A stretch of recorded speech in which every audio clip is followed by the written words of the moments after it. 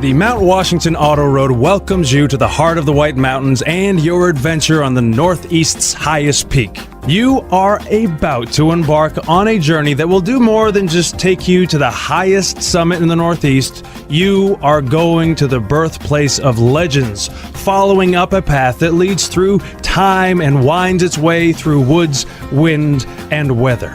At the state park on top, you'll see the home of the Mount Washington Observatory and the historic Summit Stage Office, which is where the world's highest winds were recorded in 1934. But more about that later. This audio tour will be your information and entertainment guide as you travel on the oldest man-made attraction in the United States. Your driving time to the top will be approximately 25 minutes, and this tour will help you understand a lot more about the remarkable views and amazing things that have happened here since the road opened to the public in 1861.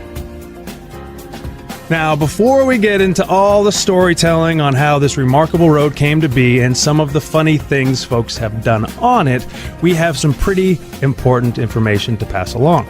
Among other wonders, you will be entering the fragile alpine zone, home to many rare and unique forms of plants and flowers. There will be many opportunities to stop your car and walk around, so please take care to leave these special environments as you found them. It is only because others have been thoughtful in past generations that these small, endangered treasures are still here for us to enjoy. So if you watch your step, future generations might have the same opportunity. It is only through our continued stewardship that we can protect and preserve the resources that we all treasure. Now just imagine that this road opened to the public in 1861, and the scenes which are about to unfold before you have remained unchanged since then. Also unchanged is the need for safe driving. Now, the road's remarkable safety record over the past century and a half is because drivers, whether in horse-drawn vehicles of the old days or the motor vehicles of this century, respect the basic rules of safety, which apply to the trip up and down Mount Washington. As you ascend the mountain and then descend after your visit to the summit, these driving tips will help maximize safety and minimize inconvenience. Please keep the following in mind as your journey continues. The auto road has two-way traffic coming and going at all times. Keep to your side of the road. Don't worry, it's wide enough for two cars to pass anywhere on the road. We urge you to drive up in low gear. This means less work for your engine and allows it to run cooler. You should stay in low gear for your entire trip up and down the road. If ever there was a road that was designed for low gear, this is it. Mark Twain once said, "If you don't like the weather in New England, just wait a minute." He must have been thinking of Mount Washington because things can change quickly and dramatically around here. Depending on conditions, you should maintain a speed of approximately 15 to 20 miles an hour. Now, your actual speed will depend on traffic and prevailing weather conditions. If it seems like you're holding up cars behind you, please be considerate of others and allow them to pass. Avoid using your air conditioner, as this may cause the engine to overwork. There will be plenty of cool air to refresh you as you continue to gain elevation. If the vehicle does begin to run hot, turn on the heater. It may sound strange, but it will actually help cool the engine. Should you find yourself driving in a fog at any time while on the mountain, turn on your headlights for the sake of all oncoming traffic. And please remember, it's a New Hampshire state law that all persons under 18 years of age must wear a seatbelt. If either on the way up or down, for any reason you need assistance, flag down one of the white and green vans or road crew pickup trucks. Our drivers will be happy to help you in any way. Also, remember that cars coming down should yield the right of way to cars going up. Now, let's get to the storytelling about the place you've come to.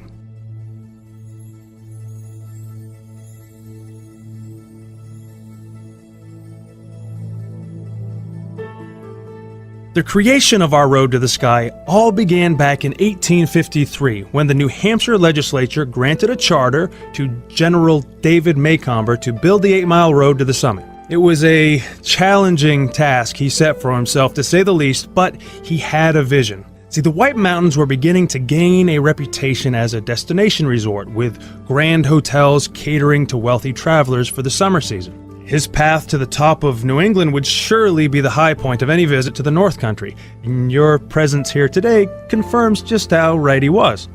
Anyway, one of the first of these grand hotels was the Glen House, which was located at the base area from which you began your climb. This hotel and 3 others burned to the ground over the years, around the turn of the century and after, though the base area is still referred to as the Glen, as it always has been. Seasons may change, but they always return, and the day will again surely come when travelers will find lodging in this most historic and remarkable of places. As you drive on through the hardwood forest, try to imagine what the early road builders faced. Dense trees and underbrush, sloping ridges, and immense boulders and ledges were at every turn. Not a particularly inviting place to excavate a road, but this is Mount Washington, and no adversity would be too great if it resulted in the conquest of this famed peak. One young woman who visited the Glen House in 1854 explored the work in progress and wrote an article for Harper's Weekly magazine. In it, she recounted her memories of the road as a work in progress. We have all been walking in the lowering twilight on the road which is making its way up Mount Washington. Though nothing is impossible to modern science, it would seem impossible to vanquish the obstacles to the enterprise, the inevitable steepness of the ascent, the rocky precipices. We passed on through the debris of blasted rocks, stumps of uprooted trees, and heaps of stones, till we got far enough into the mountain to feel its stern solitude. Mary Langdon. And when that was written in 1854, they were still 7 years from completion. Unfortunately, for General Maycomber, his financial backing ran out halfway up the mountain, so it ended up taking 2 companies. Years of backbreaking labor, blasting, logging, clearing, and grading to complete the task. During a 2-year delay after the first company had failed, it was questionable as to whether or not the project would ever be completed. But the lure of Mount Washington was too great to keep this road from reaching the top. It was particularly difficult to make any progress with natural obstacles such as the weather combined with the primitive technology of the era to slow things down. Since dynamite had not been invented yet, all the blasting was done with black powder, a dangerous and at times unstable explosive.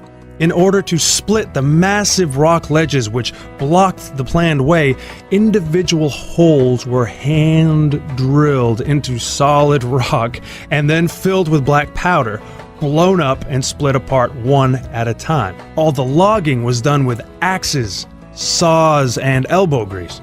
Teams of oxen and workhorses drew carts filled with gravel. All in all, it was a dirty, dangerous job, largely accomplished by immigrant labor working in a place not yet fit for man nor beast. But finally, on August 8th, 1861, it was done and done right. Many decades later, in a study completed with aerial surveys and the latest technology, the Army Corps of Engineers could find no improvement to the route as laid out in the middle of the last century. Today, this toll road is still privately owned and operated by the Mount Washington Summit Road Company, and, with very little change of ownership, has remained a family business.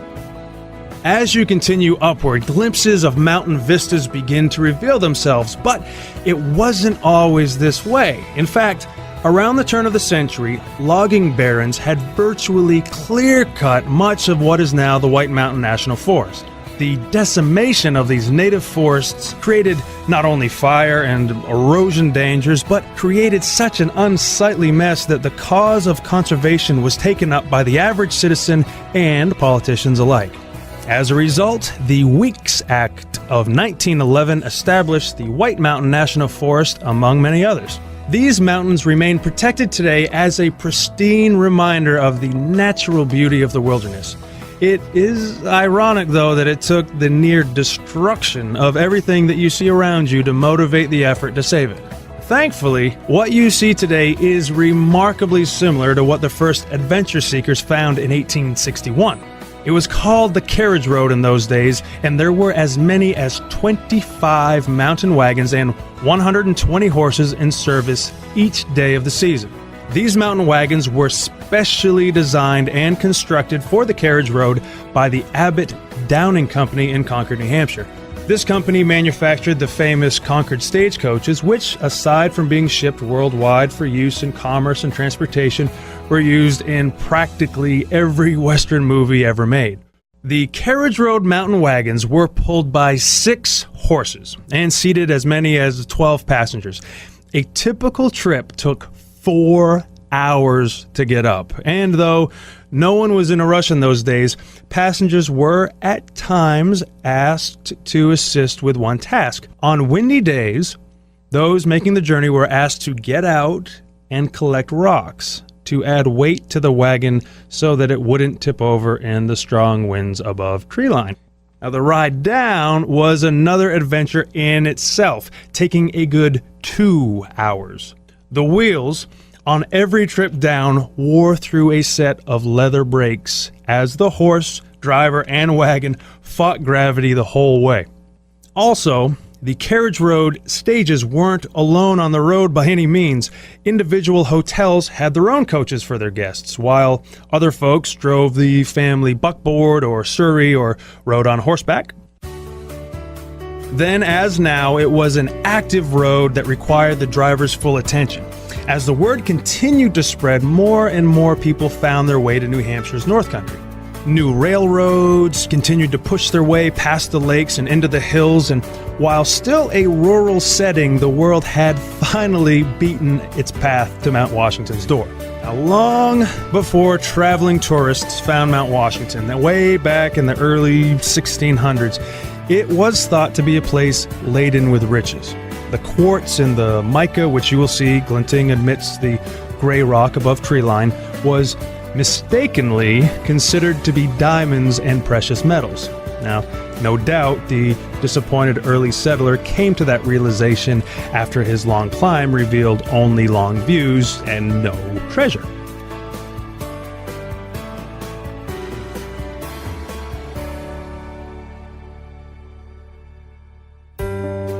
As you continue upward, you will begin to notice startling changes to the vegetation. Nearer to the bottom is a typical northeastern hardwood forest composed of maple, oak, birch, and beech trees.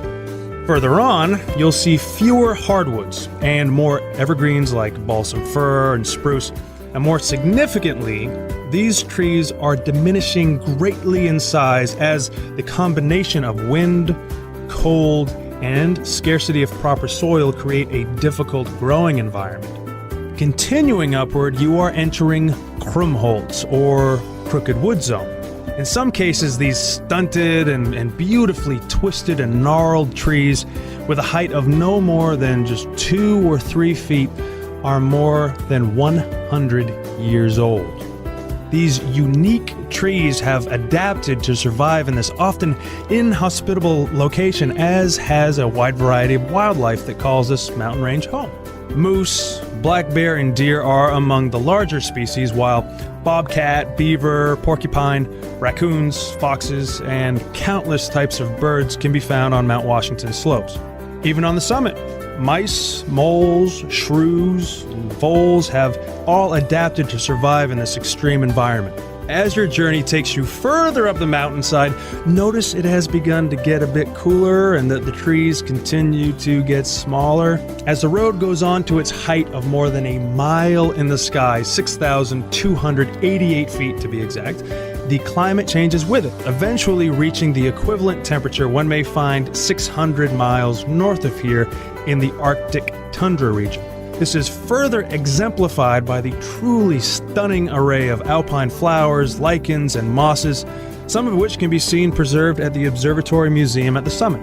Just think of it, in the distance of just a few miles upward, you've now traveled from the more familiar hardwood forest of our region through the Krumholtz to an area more like that of Alaska and Greenland. In total, there are dozens of rare species of plants found in the alpine zone of the Presidential Range. Plants like the dwarf cinquefoil live only in the White Mountains and nowhere else in the planet and are listed as federally protected species. Many of these unusual plants, though small, are very old, and some varieties don't even flower until they are 20 or more years old. Overall, many experts believe this mountain's landscape that you're viewing to be more than 10,000 years in the making. So again, we ask, when leaving your vehicle to explore the mountainside, you're aware that the endless vistas are only one of the most obvious wonders. There is an amazing world just under your feet, which, if not cared for, could be lost forever. Never pick up or step on a flower. When you're out of your vehicle above tree line, please step only on the rocks. In this way, our fragile ecosystem will be something to marvel at for centuries to come. Scientific interest in Mount Washington has been ongoing for more than 200 years. In the last century, just the novelty of being here was enough to inspire whole books. One famous writer in the mid-1800s, T. Starr King, had this to say about the mountain's various climates. I send you a greeting this morning from the cupola of New Hampshire. If perchance you are suffering from the heat when this missive reaches you, let your eyes cool themselves by reading that just outside the tip-top house, the mercury is at 34 degrees. The ride from the glen was very easy. We rose indeed by climate as well as ridges. It was July at the base, late September on the ledge, and November at the apex. Reverend Thomas Starr King. Now, the tip-top house he refers to was built in 1853. You're going to see it in just a bit. It is the only original summit building that survived the Great Fire of 1908. Now, the summit, as you'll see it today, has evolved greatly from how it all began so long ago. It's always been a hub of activity for travelers to the White Mountains. The summit community in the 1890s was a very busy place. It featured a large hotel, stage office, railroad station, and even had its own newspaper. Among the Clouds was the first and only newspaper ever to be published on a mountaintop. All visitors to the peak had their names published in its pages, along with the local news and gossip. In fact, the latest daily editions used to make their way down after hours on the cog railway track on a contraption known as a slide board, or more popularly known as Devil's Shingle. Real history was made again in 1899 when a little-known inventor named Freeland O. Stanley drove his locomobile up the road. He did it for publicity, hoping to build a name for his fledgling company. Stanley began his expedition from Newton, Massachusetts, with a goal of finishing on the top of Mount Washington.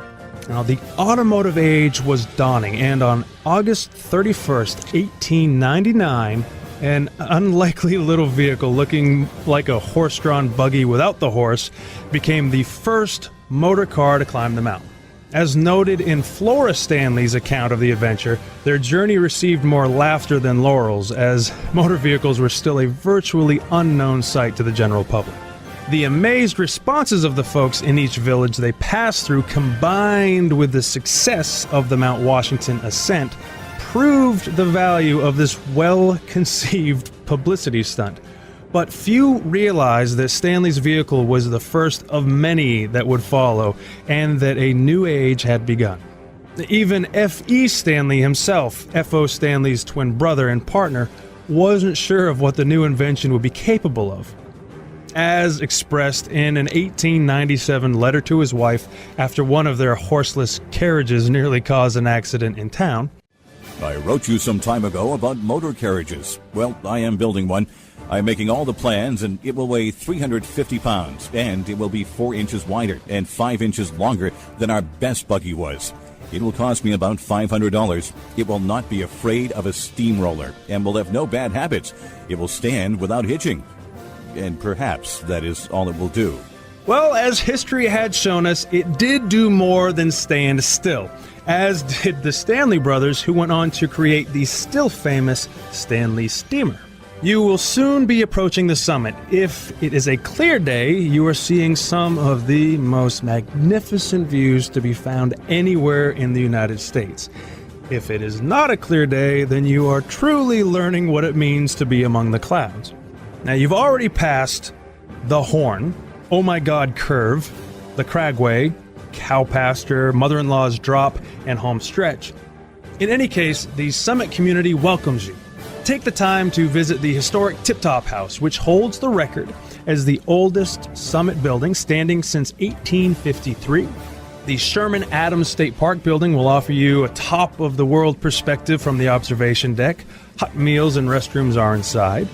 While there, wander through the Mount Washington Observatory Museum and gift shop downstairs for a look at some rare mementos of the past. And if you only see one thing, be sure to stop at the historic Summit Stage Office, which is where the observers huddled while measuring the world's highest recorded wind, 231 miles per hour in 1934. You won't have any trouble recognizing which building it is. It's the one that's chained to the ground. If your headlights are on, be sure to turn them off before exploring the summit. You should be coming to the summit pretty soon, so save the rest of this tour for when you begin the trip back down. Enjoy yourself at the top of New England.